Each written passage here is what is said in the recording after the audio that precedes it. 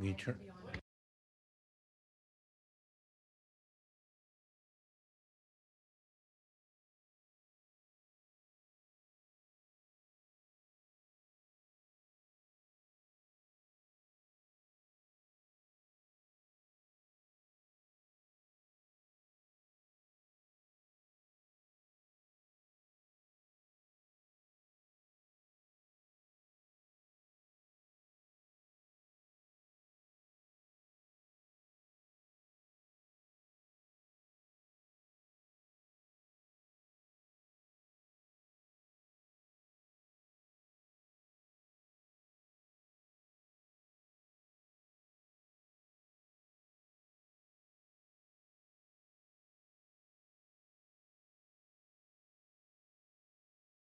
Right, we ready?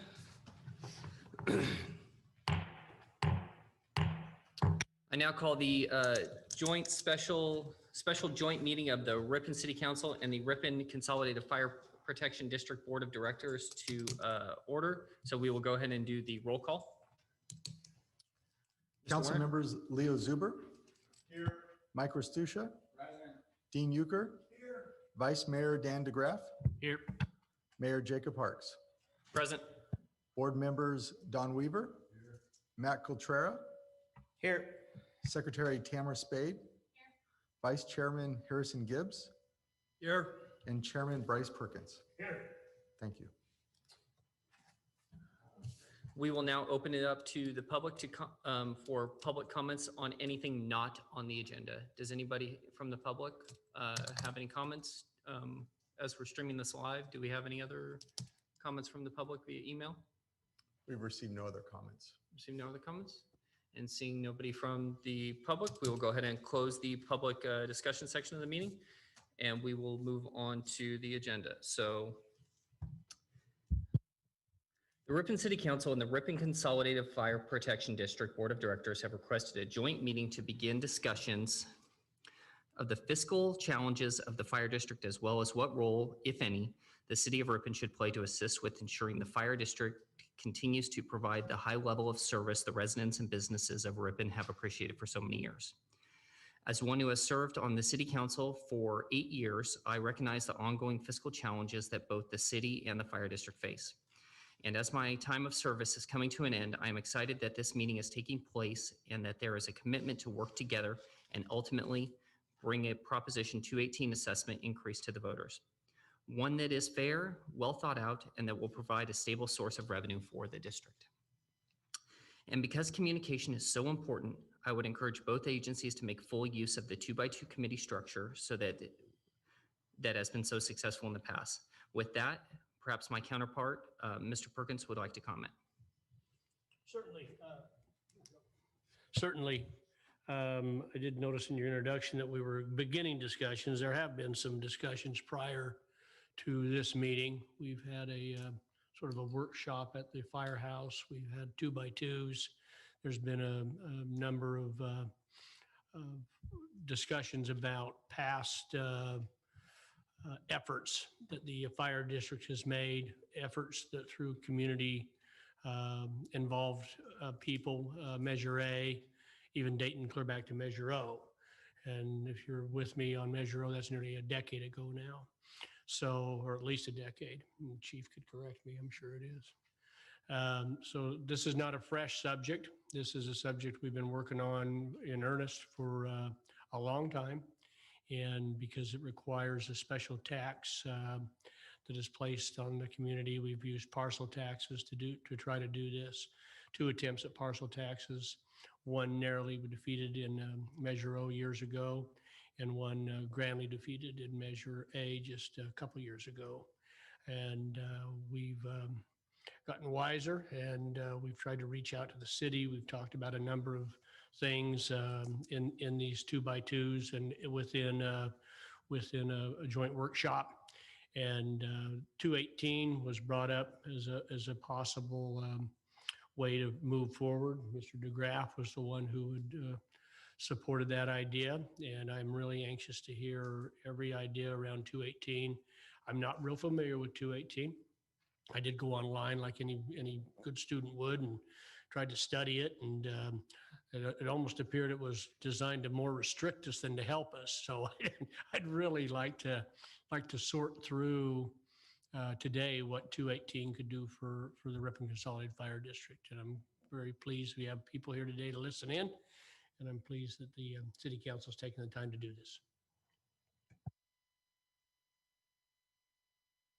And with that, we will go ahead and open it up. Does anybody else on the fire board or city council have any opening comments that they would like to make? No. Okay. Well, I don't have any planned ones, so I'll make it since nobody else is talking. You know, I asked that we have this joint meeting, not because I have the answers, because we don't have the answers. And that, you know, I just want to make it clear from my standpoint, I think I probably speak for the whole council and staff that, you know, we represent 16,000 people. You know, we have Jilton that we contract out to. They provide a service. We don't provide that. The fire district provides a service to us. So we need to look out for 16,000 residents in this town. I don't have the answer. I'm just saying where I'm coming from, we have to make sure that they're protected. And so I hope we can come to some resolution because we need to do something to provide our fire district or provider with whatever tool it is to help us all get to where we're going. Thank you, Councilman Restuccia. So, and seeing that, we will go ahead and begin the meeting. So, is there anything that the fire district would like to present in terms of a presentation or anything along those lines? I'll begin. The clear goal for the fire district's efforts the last few years is to staff Station 3, which sits at the corner of River and North Ripon. It's vacant, and except for an occasional, maybe an Escalon ambulance may post up there from time to time. On occasion, we may have certain activities there, but as far as full-time staffing, it's not there. It's in a corridor that we were fortunate to get an advantage of a purchase through McCroy Wilbur on property.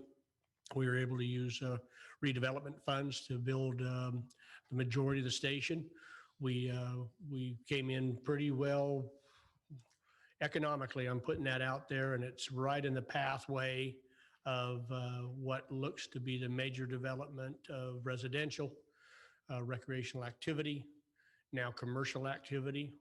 It is in the perfect location, and it only requires staffing. Staffing has been pretty stagnant, steady, I guess is a better word, for the last few years in terms of the number of people we have in the rank and file to serve the public. Our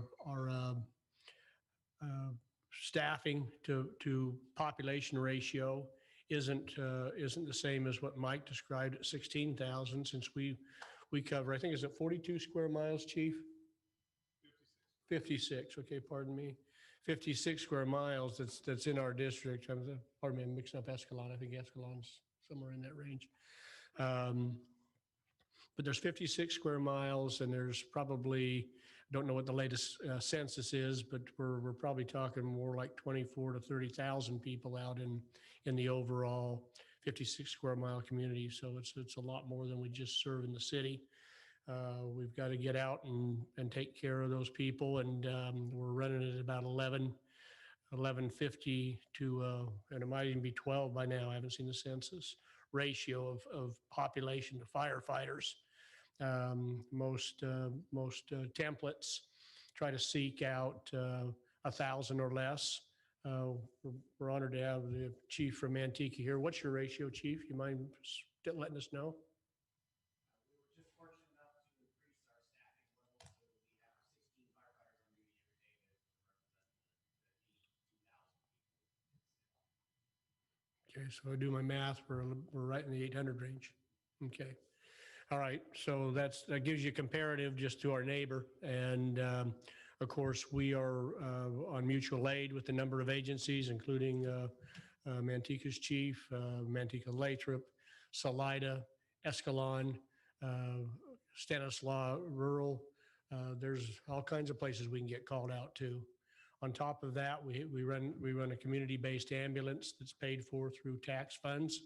That is our primary ambulance, but they are linked into a county emergency system, and we have to respond to areas around the county that, for whatever reason, have an emergency and they're deficient, and our ambulance has to respond.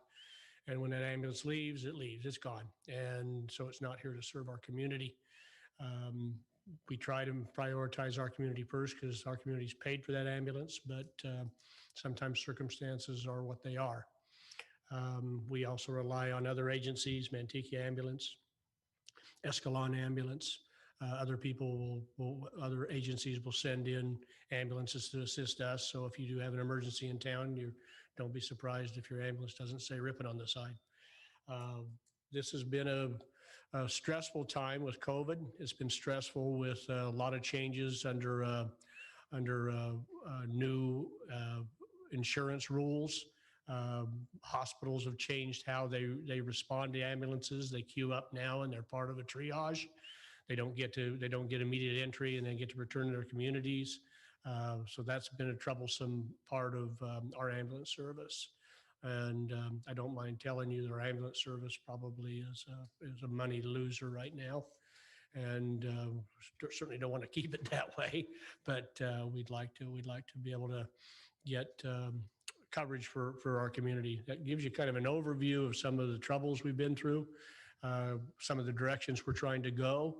And as far as staffing that station, I think I speak for an entire board and the staff that is our number one priority going into the next couple of years. We want to staff that station, and we think it's in the best interest of this community. Thank you very much. Councilmember Stusha. Yeah, Bryce, can I ask you a question just so I understand it better? It has nothing to do with the overall fire department. But when it comes to ambulance, my understanding is it costs X number of dollars for a trip.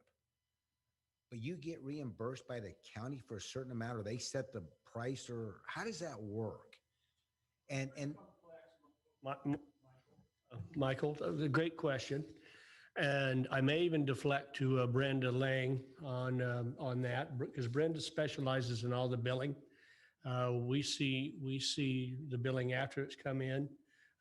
Every group out there, whether it's a Medicare, Medicaid, whether it's Kaiser, whether it's Blue Cross, they all have different pay rates. We know what it costs to run that ambulance. A lot of these agencies that we deal with pay us hardly more than, cost of vehicle and fuel. I said at a meeting few months ago that Sherry hosted out there at Station 3 that it pays better on some of these to haul a load of grape steaks to Sanger than it does to haul an emergency to Memorial Hospital. There's some really poor pay rates. And rather than elaborating, Brenda, do you want to add anything? Sure, thanks. Most of our ambulance rides are Medicare patients. That's just a lot of the case mix that we have here in Ripon. And Medicare, as most people may know or may not know, is actually a federal law. It's not an insurance company, and the same with Medicaid, which we call Medi-Cal here in California. And Medicare says that there is nationally a pay rate that they will fulfill. And for an advanced life support, ALS, that's where something's very serious, maybe a heart attack or a stroke, they will pay about $450. Now, the ALS is right around $3,000, and then whatever the loaded mileage is, depending upon what facility they go to. Now, Medicare states that they will only pay this certain amount. Now, if a Medicare patient has a secondary, whether that be Medicaid or some other secondary, Blue Cross, Blue Shield, United Healthcare, whatever, if they have a secondary insurance, then Medicare will decrease the amount that they pay, and still the overall compensation will be 450. Say the secondary pays 100, Medicare will pay 350. So that is just what we get. Now, our rates are set by San Joaquin County, and we can set those, or the county can set those as high as they want, but it does not change the rate of reimbursement. So Kaiser has, funny enough, they have become our best payer when they're straight Kaiser. Now, in this age of capitation, that means that, say you're a Medicare patient, you've just signed up for Medicare, you can sign over your Medicare benefits to Kaiser or some other insurance company. It doesn't mean that Kaiser will now pay a higher rate. Kaiser will then reimburse at Medicare rates. So, and it just depends on what kind of a policy somebody has. Somebody will call and say, well, why am I getting an invoice for a deductible or a copay? And we always have to tell them that's set by your insurance company. It depends on what kind of policy you have and what kind of coverage you have, and if you've met your deductible for that year. And so it's very complicated, but the thing is that we all have to understand is that no matter what the county sets the base rate at, we rarely get that, except maybe for Kaiser patients that are not Medicare and for a couple of others. So it's kind of on a case-by-case basis, but we never get the full amount. Does that help at all? Well, that helps me, but I have another question going on top of that. Beyond what we're going to talk about today, we can't be the only district having problems. This has got to be a nationwide problem. Absolutely. Sounds like Congress has to do something about the Medicare reimbursement, right? I mean, it goes beyond us. Right, but I doubt that Medicare as a federal law will ever change because they don't want to pay the full rate. They don't have enough money to pay the full rate as the population ages. So a lot of ambulances, and the chief can speak to this a little bit more than probably I can, but other ambulance companies do interfacility transports and a lot of non-emergency. We're 911 dispatched only. And so I can't tell you how many times I've had to talk to an insurance company that has denied our claim. And they say, well, it's out of network. And we have to explain to them, we're 911 dispatched only. We couldn't get prior authorization. You can't get prior authorization for an ambulance response to a motor vehicle accident on Highway 99.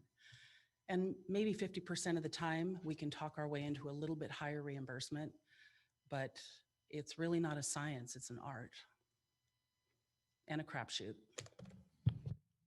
So, sorry to butt in here, but do we have a representative from Congressman Harder here?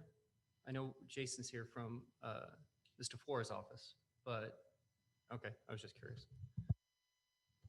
Michael, I might add, I also sit on Escalon Ambulances Board, and they experience the identical troubles.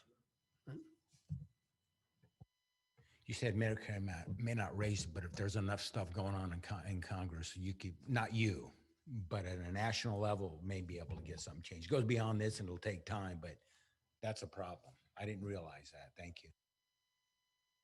Mike, if I may, this is a big lobby on part of the American Ambulance Association, California Ambulance Association, many public entities that are running ambulances like Sac Metro, Sac City. This has been an ongoing battle over this whole Medicare thing for years and years. There's been some programs that have come out, but they really don't really address anything. I think the big difference between our ambulance and everybody else's is just like Brenda said, that we only do 911 emergency work. We don't send our ambulances out to do transfers, interfacility transfers, and long distance transfers, because if we did that with one ambulance, then we would have nothing. And the whole goal from this community in the very beginning with an ambulance, it was to have an ambulance here when needed. So you kind of defeat the purpose. If you just make it so you can better pay the bills, you end up defeating your service level for when ambulances are really needed. So we allow other people in the system that are in the business for that. AMR, Mantic Ambulance does it. Escalon Ambulance does a little bit of it. Those private ambulance companies, they do the interfacility work, whereas we just do 911 work. So that's why we're kind of a little bit different than everybody else.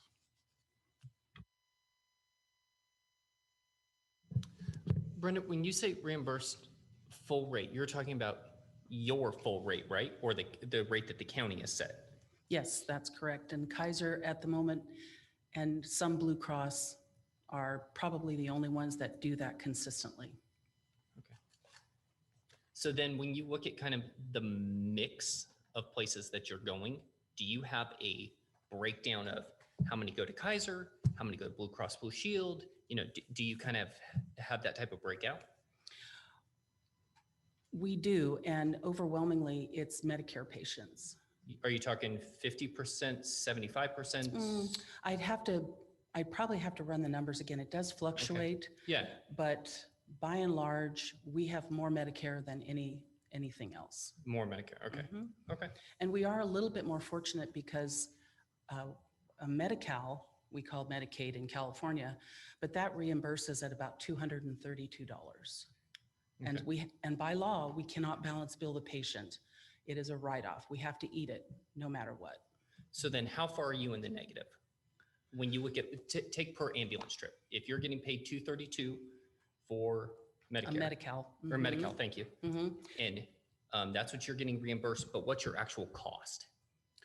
What we're billing for or the cost to run the call? The cost to run the call, because if you're only getting reimbursed $232, you know, are you guys $1,000 negative each ambulance call? Are you $2,000 negative? I don't know those numbers, so that's why I'm asking.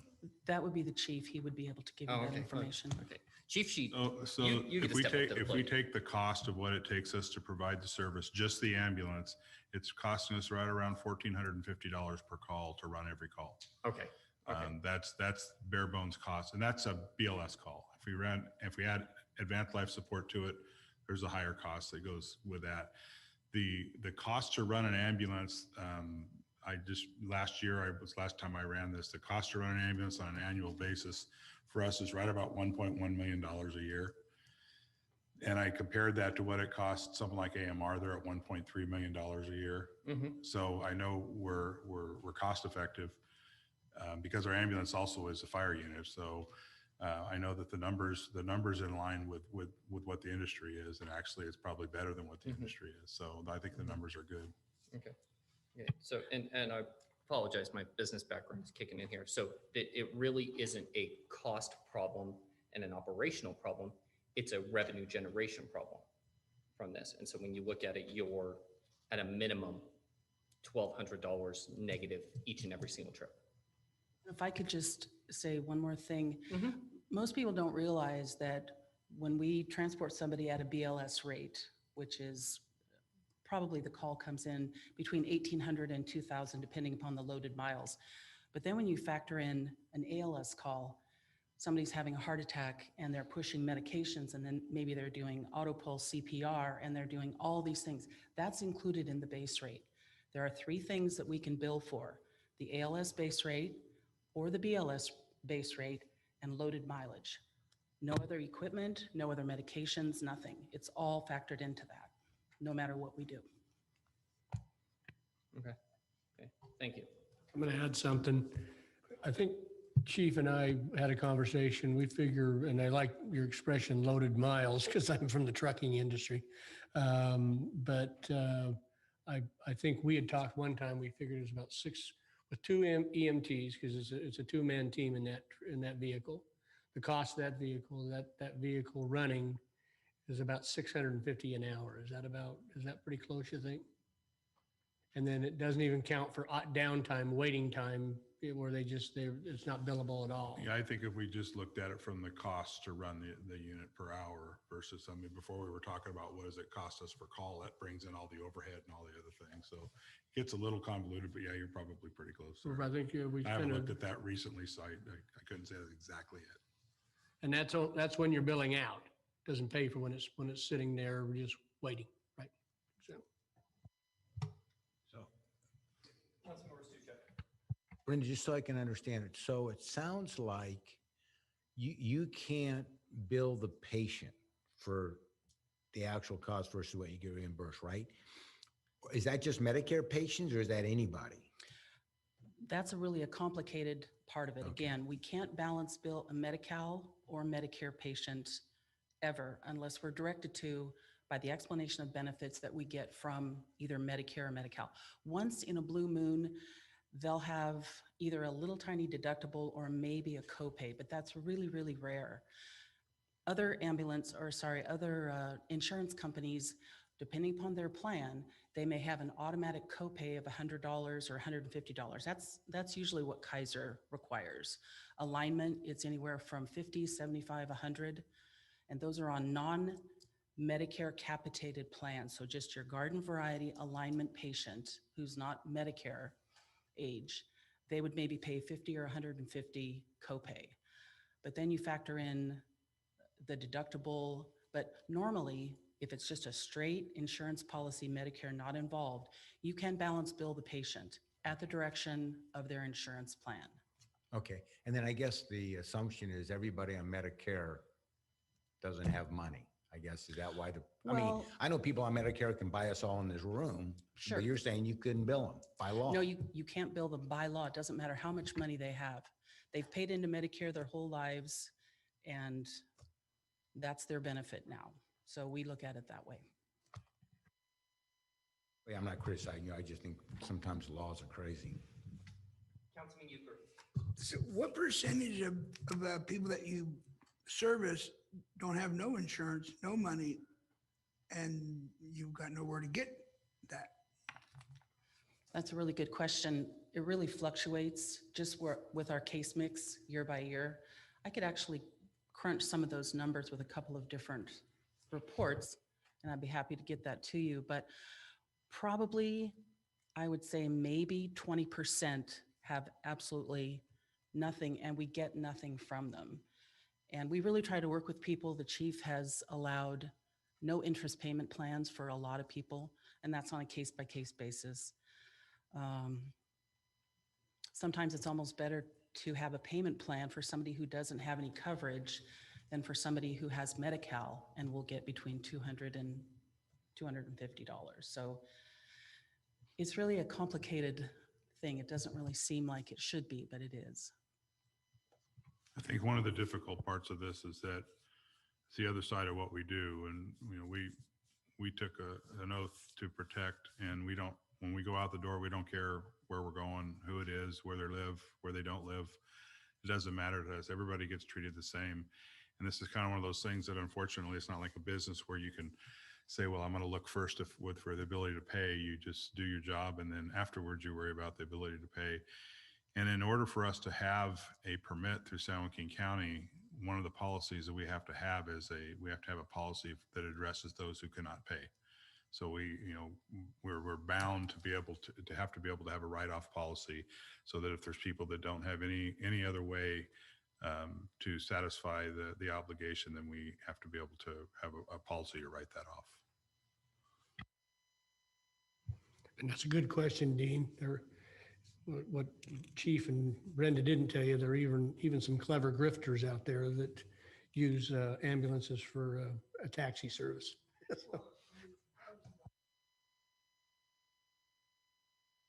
Concussion, and they took me to San Joaquin County because that's where they take their head trauma. But 90% of that hospital was homeless and criminals. And that one lady that was there, the nurse told me it was her third time that day. So, I mean, and their ambulances are bringing them in. You know, it's kind of crazy.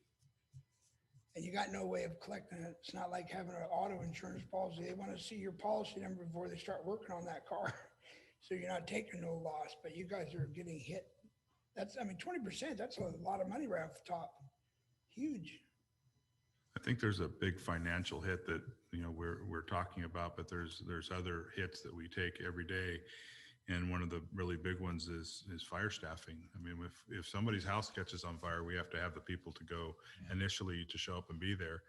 And we're bound by, you know, different standards and policies and regulations, like every other business is. NFPA says we're supposed to have 15 personnel assembled within 8 minutes on a structure fire. So that's a guideline. But unfortunately, the courts look at something like that, and if somebody gets hurt, one of our guys gets hurt and any type of lawsuit ensues, that's the kind of thing that comes back, and they look at us and they say, well, it's dereliction of duty because you didn't follow the established national guidelines. So NFPA also says that we're supposed to have, and I know that Bryce talked a little bit about this, and they express it in number of personnel per 1,000. So they say that the NFPA standard is 1.35 people per 1,000 people. The San Joaquin County average last time I looked was 1 firefighter per 1,000. But if you compare that to other jurisdictions, Lathrop is 1 per 1,000. Linden Peters, which is a fire district, a small fire district, but because of Prop 13 is funded a lot better because they had spent money when they did Prop 13, they had spent money in the last few years, so they have a much higher tax base. As a rural agency, they're at 0.77 per 1,000 people. Woodbridge is at two people per 1,000. The city of Escalon, or Escalon Fire, is at half a person per 1,000. Ripon, as compared to that, is at 0.65 per 1,000 under normal staffing, but as soon as our ambulance leaves, we drop to 0.35 per 1,000. So you can see that we don't even come close, that every time that ambulance leaves, and could be gone for all day, a whole shift, we don't know. If the way the ambulance works, if it gets in, if it goes to Modesto, gets called into Modesto, or we just take a patient to Modesto, we're tracked by GPS and we're put on we're the closest call to the next call, then we get put on it. So there's times when our guys may leave, that ambulance may be gone for 8 to 10 hours because they just never make it back. Well, all of that time that they're gone, our staffing is now down to 3 people in the district to cover an initial response. So obviously the next closest unit may be Manteca. If Chief Shepherd's sending units on automatic aid, which they're really quick, it's not 8 minutes. It's a little bit longer than that. And Slida is going to be longer than that. So we can't meet those standards. And what's even worse than that is it directly affects our ability to address the issue of putting out a fire or keeping the fire to the room and contents of where it started and not having it spread throughout your house and put you out of your house. So those are the things that drive us in performance is how fast we can contain a fire, how quick we can restore a life and get that person in a viable condition to the hospital so that the emergency room can continue to address the issue and save their life. So staffing really plays in big as a result of this ambulance thing. And if you go up to St. Joseph's Hospital as an example, pretty much on any day of the week, you could see anywhere from 8 to 12 ambulances waiting to unload patients there, and they'll be there for 2 to 3 hours. So that's something we try not to get stuck in, but we do. And when that happens, it burns the system back to where there's less ambulances available. So then there's times when Manteca may have 5 ambulances on duty at the start of a shift, but then they go to status 0 because half of them are either in Tracy or Stockton. Well, then we get pulled into Manteca, or we go to Modesto. But we've gone as a first in ambulance assigned to a cardiac arrest in Turlock. We've gone to Linden. We've gone to Lodi. Those are all places where we've been sent as the first unit to respond because there are no other ambulances out there. We're the closest one. So it's like a snowball.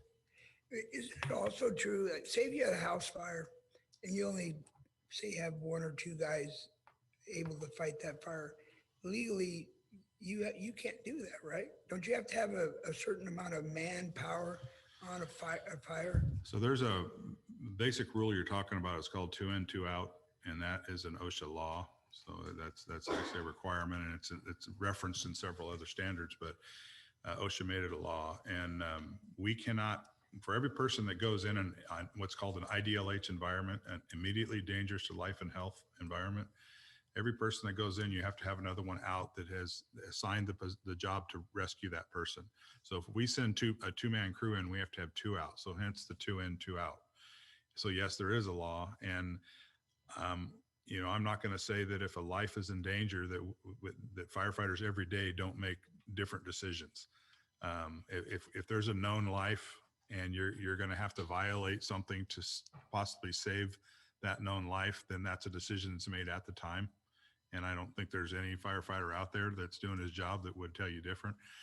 But the law is that we're not supposed to go in until we have the proper people outside ready to perform rescue. Chief, just a couple of questions real quick. So I just want to make sure I'm understanding you clearly. So when you talk about the numbers, are those including volunteers or no? Or is that just paid staff? Well, number one, it's people on duty. Okay. So you don't count people that you don't know are going to be there or not. So volunteers, we never know when they can show up. Okay. But the history of volunteers in this department, when I joined the department, and I probably shouldn't say, but 38 years ago, there was 65 volunteers, and we had a line of people waiting. Currently, we have about 12 volunteers. Okay. And we have some new ones that we're bringing on. I think we have 3 or 4 new ones that we're bringing on.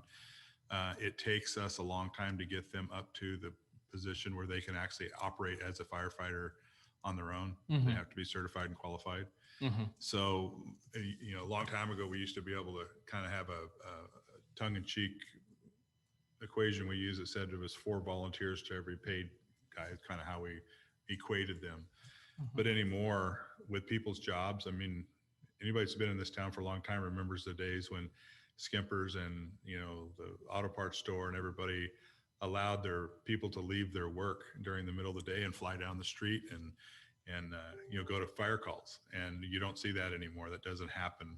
If someone happens to be off that day, they could come in for a call. But for the most part, right now, I would say every day we're relying on our on-duty staff and then the staff that we can get through automatic aid from the city of Manteca or Salida. Those are the 2 closest agencies. Salida has 2 people on duty on an engine. Of course, Manteca has multiple stations, so we can get a station from them pretty quickly. The new station's been helpful, but that's the next closest cavalry that comes to help us. Okay. Thank you. Mr. DeGraff? Yes, Chief, appreciate all the background. I mean, it helps provide a better understanding of the challenges and struggles the fire department's dealing with. That's my question, more of a clarification, I guess. But so going forward, looking towards staffing Station 3, it's not any additional specific to ambulance resources. It would be additional staff that could help cover or provide extra coverage more on the fire side than ambulance side, but still those provide immediate people to come help in the case of emergency, correct? Well, our staffing is very dynamic, probably more so in Ripon than any place else because we have paramedics. So what we had targeted at Station 3 was a 3-person staffing scenario, which would give us 2 is the minimum you want to have on an engine. That's a lot of times what fire districts will put 2 on an engine. But what it would, and what we talked about doing with Measure A was if we had 3 on a shift there, our second ambulance could be out there, and we were able to look at things like maybe using the second ambulance. We do what we call cross staffing. So the same people staff multiple units. So in Station 1, the same crew staffs the engine or the ladder truck. So if we get a commercial structure fire, they just jump on the ladder truck and go. If they get a regular residential, they'll take the engine. So that in that same cross-staffing scenario, I know it's a stretch, but it's what we do, is we would look at putting the other ambulance out there that if there was a time when it made more sense to take an ambulance to a call as it did an engine, we could do that. We also could look at down the road, if we were successful, is maybe running a BLS, basic life support ambulance, with not a medic, and then 2 people could take that BLS ambulance and go to a care facility like, say, Bethany, take someone in that didn't need our ALS ambulance, and then still keep a paramedic back out there, plus our ALS ambulance in town, to just keep the service levels. We typically run, I haven't run this the last 12 months, but typically in a 12-month period, we're running anywhere from 140 to 170 concurrent calls. So we have times where we have more than 1 call going at a time, sometimes as many as 7 calls at one time. And so we're having to break up units. We're having to move stuff around. That's where you see the fire chief or the defibrillator out there trying to be a response unit. But we will break up our ambulance, and our ambulance has extrication equipment on it, so it can go to a vehicle accident. Our engine has a paramedic on it as well, so it can go to an EMS call. And then as those other calls come in, sometimes we do get some reserves that come back in, and they may be able to staff up another unit, but it may be 1 person in a car. I know not too long ago we had I think it was 6 or 7 calls at one time, and we had a stroke that we had nobody to go to, and the closest person was Manteca Station, and their engine was the only unit on scene because there was no ambulances available either. So those are the kinds of things that we get ourselves into, and looking at how we staff is we're always looking for ways that we can chop up that pie a little bit more in certain times, and even if it's a 1-person response. So that's why the 3-person staffing, because it gave us some flexibility. Well, most of the time, the short answer would be yes, it's a fire engine, but the fire engine's also a paramedic unit too. So it just doesn't transport.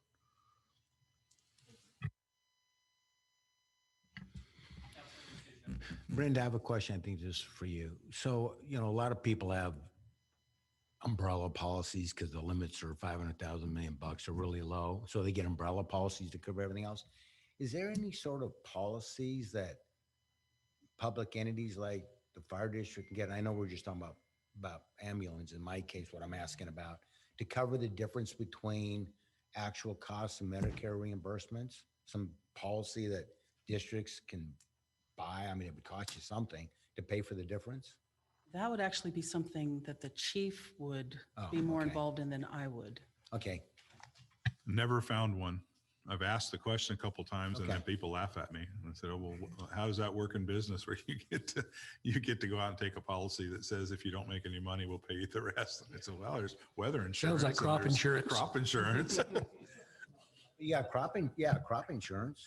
Yeah, no, I brought that up, but yeah. Well, that's why I bring it up, because I don't know. Not, especially not in that business. It's hard enough to get a performance security bond on an ambulance, which in the past has been required by the EMS agency in the county. Is they want a performance security bond of $1 million or something, and you can't even buy those. I mean, they're requiring something that you go out and ask someone to write you a bond on an ambulance, and they said no way. Okay. Well, I'm just fact finding, so I didn't know. I'd ask. Matt likes it. Matt likes it.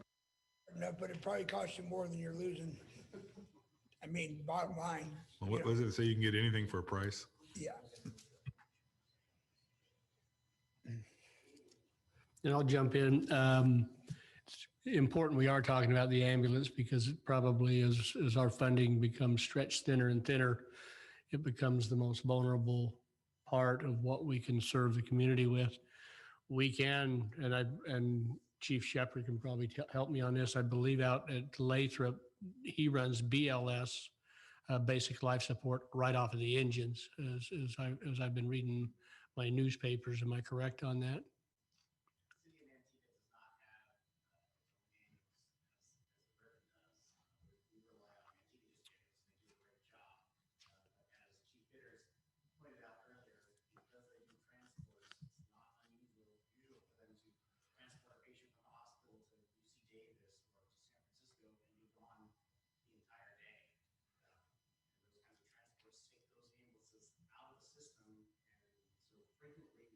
Fortunate enough to receive Ripon's ambulance in Antigua and help us out. Our fire engines do not have paramedics. Right, and Lathrop the same, is that correct? He runs all, okay. So that's not uncommon for fire departments to operate that way. Not to have, we're very special in this town to have our own ambulance. But again, I'm going to repeat, it's probably the most financially vulnerable part of what we're doing is if money becomes thinner and thinner. From a service standpoint, the community, having paramedic engines or an ambulance in the community is a great thing to have. Most of the call volume in fire departments, usually 60 to 70%, is related to medical calls. So when you talk about being able to care for your constituents, having that advanced life support available to the community is really a great benefit that I wish we had.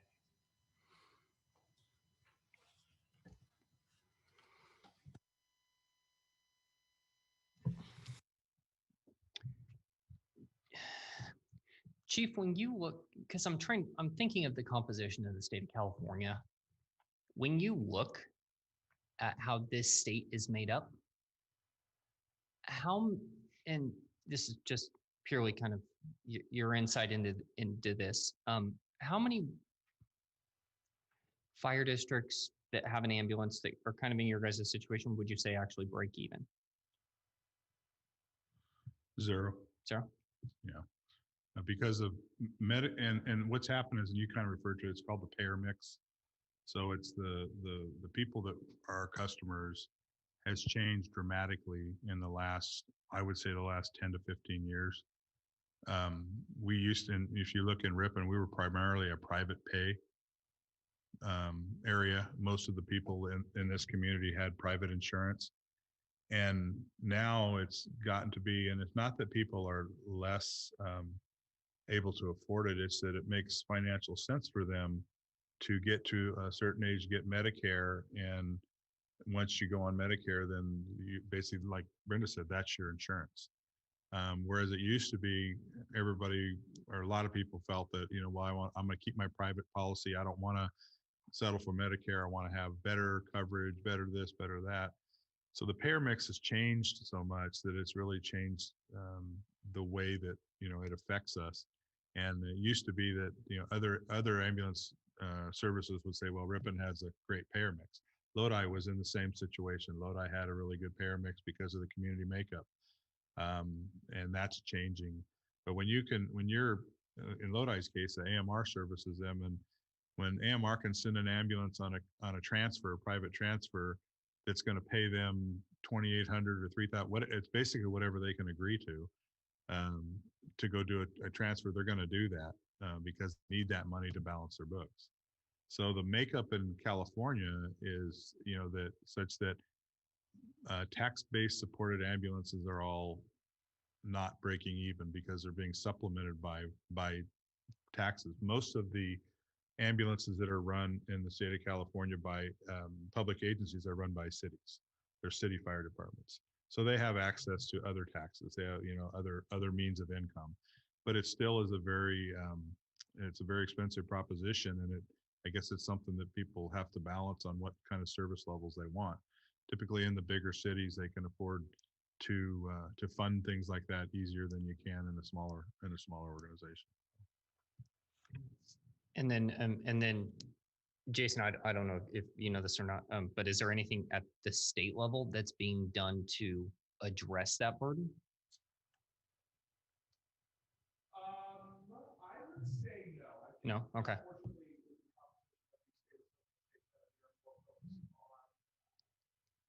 Other priorities? Okay. Okay. Thank you. Yes.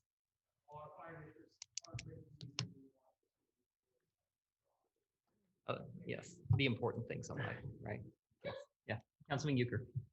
So, I mean, I think everybody here is aware that we have a huge problem. But I think the reason we're here is to try to look for a way to resolve that problem. So maybe we should change directions and let's see what we can do, what possibly we can do to correct this problem before it gets worse. Or we don't even have to worry about it because we won't have an ambulance. We'll have ARM in here. And I personally do not want to see that happen. Well, I'd like to add too that one of the kind of the litmus tests that I was taught to do a long time ago, and I continually do it, is ask our neighboring services when they would feel that we were a attractive enough market for them to move in and put a car here, because that would always be a consideration. If, let's say that AMR really wanted this business, they wanted to move in and put a car in here, that would be it would be a little bit of a quandary, I think, for an elected board to decide, are we going to use taxpayer dollars to compete with private industry? There's all kinds of things. So I continually ask that question so that we know kind of where that's at. And the answer has always been no, not now, not anywhere in the foreseeable future. There's not enough volume that they feel in Ripon to justify putting a car here and keeping it here, but they sure like taking our car to other jurisdictions to cover what they can't cover.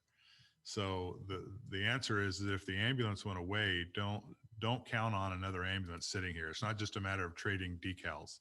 That's not it. We would be without that transport service, and then we would be waiting for, you know, and you look at some of the other jurisdictions that don't have them, they're waiting 20 minutes or more sometimes for a code 3 ambulance. So, and paying a fine, the ambulance paying a fine for being late doesn't address the person's life risk that's at stake. So it's my personal feeling. Thank you. Anybody over here? So one of the things that I know has been brought up is doing a Prop 218. And Daniel, I know you've worked on a couple of those. If you just kind of want to go over just a high level view of exactly what that is, just to kind of give everybody a brief background on it. Sure. Yeah. So my experience with Prop 218 is, I guess go back to what Prop 218 is. Prop 218, as Bryce said, is more or less restricts what you can do more so than helps you, but it provides a guideline for what is possible. It was proposed as a sort of taxpayer protection measure, which really set the guidelines for how special districts like the fire district can collect funds for this type of stuff. My work and experience has been with mostly water districts and stuff related to the water world, but still essentially the same process. So through going through that process, generally you have some type of public meeting to introduce to your constituents, hey, we're going to go through this process. And then there's about usually, I don't know, anywhere from 2 to maybe 6 months of gathering data. And what comes out of that is what's called an engineer's report. It's done by an engineer. That's why we get involved. But then you'll take a look back at past history, look at where your finances have been, and then look at what you're proposing to do with that money, and then come up with a structure that is fair and equitable to all the people who are being charged. And then you put it in front of the voters. There's a 45-day process from when you send out those ballots to the voters being able to vote on them, send them back, and you have a public hearing at which the ballots are counted, and you see how that goes. There's a couple different routes, and I don't know the specifics on how a fire district would, it kind of depends. Sometimes there's some word crafting on how you describe what your charge is, to whether you have to meet just a simple majority or whether you have to go to a supermajority vote on that. And then some of them can be done in just what's called a majority protest, where as long as enough people don't show up to protest it, then you only need the 50% of the people who do show up to vote in favor of it. Other times you have to get 60% of everybody who could be impacted by it. So it really depends on which category you fit into. So there's sometimes sometimes it's a matter of changing words on how you describe things. Sometimes it's a matter of what box you actually legally can fit into, I suppose. And that's where the attorneys come into. So usually it's a 2-part team, well, 3-part, I guess. You have the district, you're representing the engineer who's doing the report and the study, and then the attorney who's providing the legal advice on how you can do it legally and make sure it all works out. But usually, it's like I said, it's probably a minimum 6-month to a year-long process.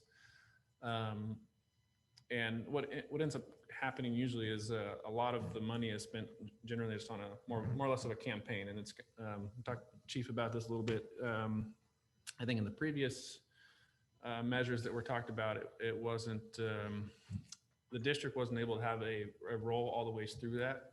Where with Prop 218, the district would be really involved all the ways through, up to sending the ballots out, and you guys wouldn't be counting the ballots yourself. You would have someone hired to do that. But so it's an independent process there, but really you'd be involved all the ways through the whole thing, and you can be involved as you have in public meetings and trying to, a lot of it's really on marketing what you're trying to get the voters to pass, and that's where a lot of the money ends up getting spent. So I guess that's where my background and experience is. I think that's based on the way the law is written, that's the proper route for what a fire district should use to fund their services. I suppose there's probably other routes as well, but I think based on the law and my understanding of it, that's the way it should go. So. Thank you. Mr. Terpstra, do you have anything to add to that? Or is that a pretty good explanation of it?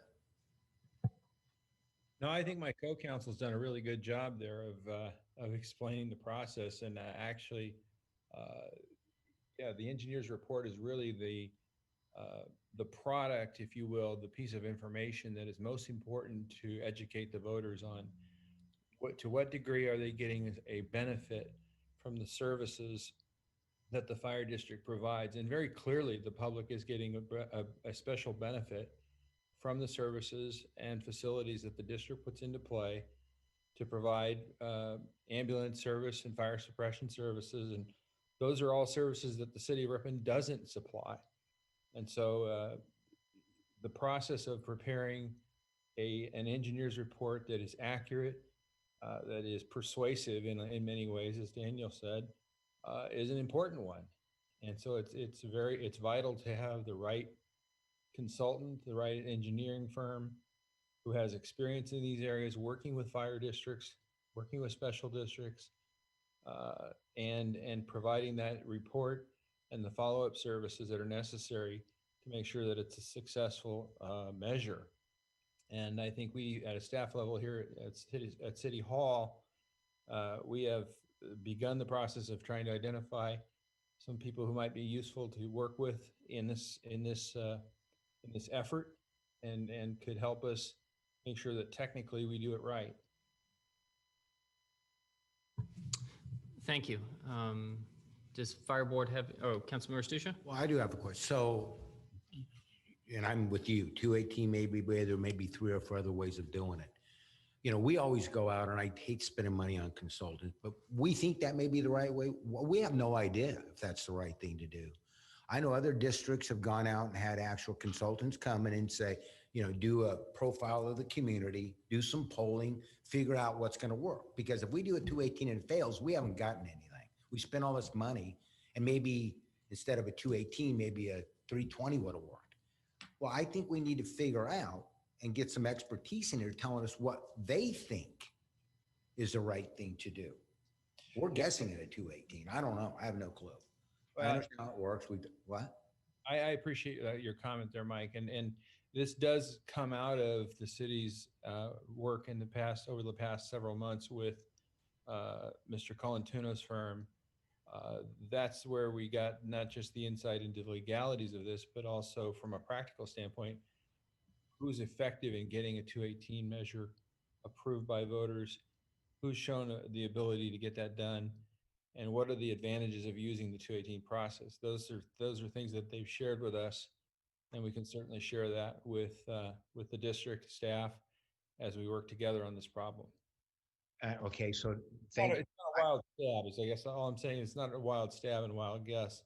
This is what folks with a lot of expertise in this area have advised us is a particularly effective way of raising revenue for a special district like the fire district. Okay, and I appreciate that. Thanks, Tom. So I think we need to share it with the fire district. I think the fire district needs to look at it and go, yeah, it seems reasonable. I think we need to come to an agreement that we all agree that's kind of the thing to do, and then figure out how to go forward. I'm going to say as a team to get the thing done, however it needs to be done, but it needs to be shared with the district, and they have to accept it too. Because if we go off on our own way and, you know, it's not acceptable to them, or they don't think it's going to work, or they have some tweaks, I think we ought to share it with them, and they need the opportunity to take a look at it and give some input before we even go any further, I think. Yeah, I mean, what's the Fire Board's thoughts on this? So I turned over to you. Sure. And Mr. Let me Goodman. just clarify with Tom. What I read about it, when we say engineer's report, we're really almost talking about financial engineering at the same time. As I understood the 218 process, it makes sure that whatever tax is raised, and it usually ends as a parcel tax, it ends as a property tax, that it's only billed out to the people who benefit from it. Is that accurate, Tom? You're on mute, Tom. I keep muting myself. Yes, that is correct. In this case, the engineer's report would include a description of services that are proposed to be financed through the revenue from the assessment, and then a description of the parcels that would be subject to that, the basis for the, why this amount and why not that amount, the schedule by which it would be charged, and then an explanation of the special benefits. And very clearly from what we've heard just today, we can see that the special benefit to the ratepayers in the boundaries of the district is very clearly demonstrated, and it just needs to be explained well to the public. So I think in terms of reaching agreement at a staff level, I know from our side of the table at City Hall, we'd be more than willing to sit down and discuss bringing in one or more of these experts to talk to us and explain what services they provide, how much it costs, what the time frame is, and sort of the tricks of the trade. I overheard that from earlier in the conversation today, somebody, I think it was from the fire district side, said getting reimbursed for this is more of an art than a science, and I completely understand that sentiment. I think in a lot of ways, establishing a 218 measure and doing it well is more of an art than a science. And I think that's where we need to bring in the right people. The right persons, in many cases, make all the difference in the world. So I think it would be important before anybody says, well, I want to do this or I don't want to do this. Let's have a follow-up at a staff level to bring in the engineer that we've been talking with and sort of walk through that process with them and see if we can get consensus and buy-in. Question, could the city help fund this financially? I think, I mean, that's going to be a concern, I think. Dean, are you asking the question from a do we have the money, or is it an appropriate expenditure of money, a legal expenditure of money? Yeah, legally. Yeah, I think, the gift of public funds doctrine is probably what people most think about in a situation like this. But if we can articulate a public purpose for spending these funds, and I think just the level of public interest, the team effort that's being employed here, those are all to the benefit of the public. And so if we have, I think we would have by definition identified a public purpose for that expenditure. So now it's a question of having met that legal requirement. Now it's a question of, from a policy standpoint, would the city council want to make that an expenditure of funds? And I could just add to that too, obviously this year being COVID is a year where we're facing a deficit, but as we talk about these expenses, and I agree, it makes all the sense in the world for staff to work together, talking about the scope and what would go into a study like that and bring it back to both entities. But as we do that and get a better idea of how much it's going to cost, I could bring forward some funding options to the city council to consider. Thank you, Mr. Warner. Yeah. Does any other, Councilmember Stucher? I do have another question. So Tom, thanks about, so these engineers or consultants, whatever you're talking about, I would suspect they're probably pretty well-known, pretty successful entities that when staff sits down and talks about these people, they can do some research, and because they're going to have to accept these people as well, since it's going to be a joint thing. We don't want to say, well, these are city people. They're going to be somebody you've researched and been very successful in the past. Then they can feel comfortable with the one or two, interview them, figure out what they do, what the costs are. Then we can kind of go from there, because we're kind of really at the beginning. We need to get somebody in place to help us out with this thing. I don't disagree. I think if the district staff has other firms that they want to talk with, by all means, we want to make sure we exhaust all opportunities and find the very best people to help us. Thank you. I'll turn it back over to the fire board if there are any other members that would like to comment on this, or Mr. Perkins. Sure, I'll jump in. Well, we certainly appreciate Dean, Mike, and Kevin, what you said. We have very limited resources, and as a special district, we have very limited ways that we can venture out into this kind of research work, consulting work. We're limited ballot-wise in terms of what we can legitimately do. Any help the city can give us to move along in this process. And I know it came up before in the last meeting, Mike. Thank you for bringing that up at the last meeting. And I don't know that we have, and I look over at Chief, a consultant that we are stationed to use, but I'll throw it your way, Chief, if there's some other route that I'm not aware of. We know of a couple, ones we've used in the past, and some others have been suggested, but I think, yeah, we sit down, some sort of a, ongoing effort to try to decide what the best ones are. And certainly I'm always interested to see what the city has as far as their resources, because they're a little bit more far reaching than we are. Right.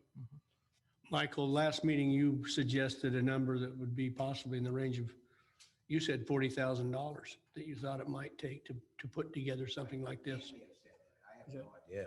Yeah, I mean, just based on, the other projects and things that I've seen, I mean, like the cheapest one I've done and seen is probably in like the $30,000, and that's just a, you know, say a district that has 100 parcels or something like that. As you start getting more parcels and, you know, start getting a larger district, larger coverage.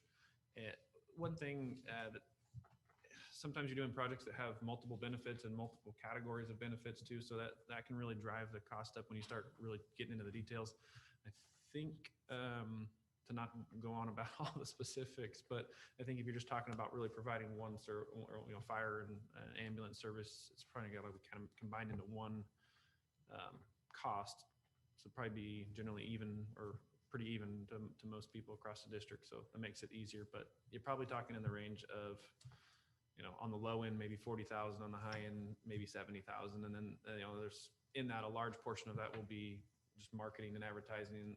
When we've done it, so we have staff at our company that, you know, will do some of that, set up some of the meetings and things, and do presentations to the public.